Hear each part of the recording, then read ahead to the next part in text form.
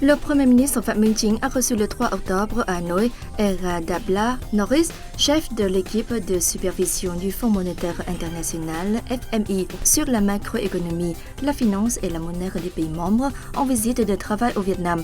Lors de la rencontre, le Premier ministre a remercié le FMI pour son précieux soutien au Vietnam. Parlant de la situation économique de son pays, il a déclaré que grâce au contrôle de l'épidémie de Covid-19, l'économie nationale était actuellement stable et se redressait, avec une croissance de 8,83% du PIB au cours des 9 premiers mois de l'année par rapport à la même période de l'année dernière.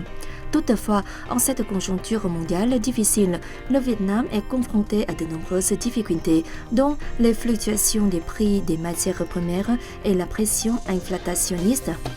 Le chef de gouvernement a demandé au FMI de continuer de soutenir le Vietnam en renforçant ses activités de conseil politique, en lui offrant des programmes de formation et d'assistance technique, en l'aidant à développer son économie verte, sa transition énergétique, son adaptation au changement climatique, son économie numérique. Pour sa part, Eradabla Norris a déclaré apprécier les politiques monétaires et budgétaires du Vietnam.